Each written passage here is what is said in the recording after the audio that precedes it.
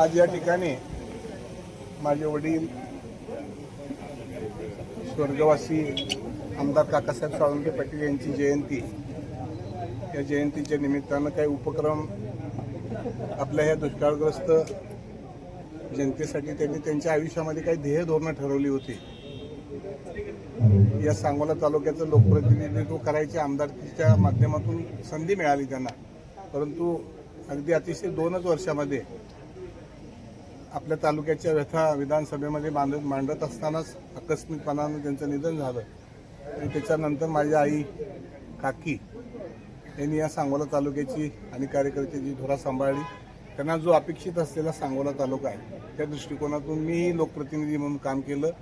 तालुक्यातल्या सगळ्याच जनतेनं, सगळ्याच पक्षाच्या मंडळींनी, सगळ्या जाती धर्माच्या मंडळींनी आमच्या कुटुंबाला आजपर्यंत भरभरून प्रेम आणि सहकार्य केलेलंच आहे.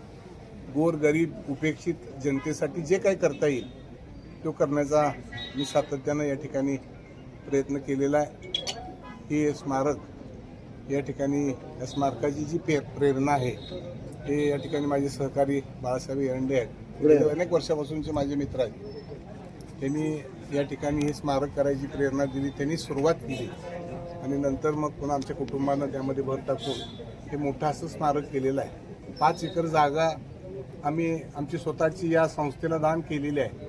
त्यामध्ये भविष्य काळामध्ये 10 कोटी रुपयाचा संकल्प आपण त्या ठिकाणी उभा केलेला आहे आणि त्यामध्ये गोरगरिबांची लग्न करण्यासाठी एक मोफत असं मोठं मंगल कार्यालय, तालुक्यातल्या गरीब सगळ्या जनतेला परवडणारं नाही यासाठी एक 300 ते 400 मुलं राहतील अशी अद्ययावत अशी तालीम, त्याचबरोबर 1000 महिला बचत गटातील महिला एका हॉलमध्ये काम करून त्यांचा उदरनिर्वाह आणि प्रॉडक्ट करू शकतील असा एक मोठा हॉल, आणि आपल्या तालुक्यातल्या गरीब जनतेसाठी MPSC UPSC ज्यांची ऐपत नाही अशासाठी 5 स्टार मोठी लायब्ररी, अभ्यासिका असा मोठा संकल्प या ठिकाणी आम्ही ठरवलेला आहे.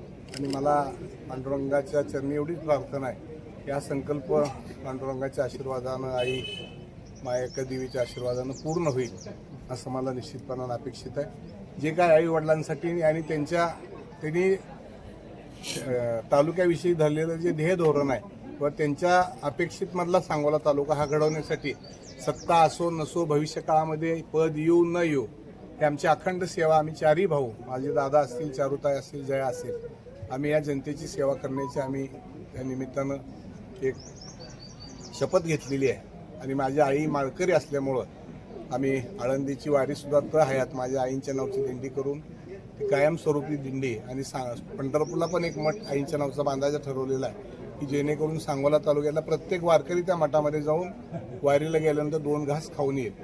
आणि मग उपेक्षित जे दीनदलित आहेत याही जनतेची सेवा करण्यासाठी एक मोफत अकॅडमी आम्ही या ठिकाणी चालू केलेली आहे. कुठल्याही प्रकारची फी न घेता आज जवळजवळ 100 मुलं, त्यामध्ये 25 मुली आहेत आणि ती अकॅडमी भविष्य काळामध्ये मोठ्या प्रमाणावर आम्ही चालू करणार आहोत.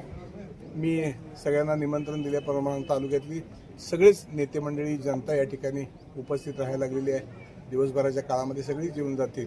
असाच या जनतेचा आशीर्वाद आणि प्रेम सगळ्या समाजाचं आमच्या कुटुंबावर राहील अशी आई वडिलांच्या चरणी प्रार्थना करतो. पत्रकारांचा आभार मानतो. धन्यवाद.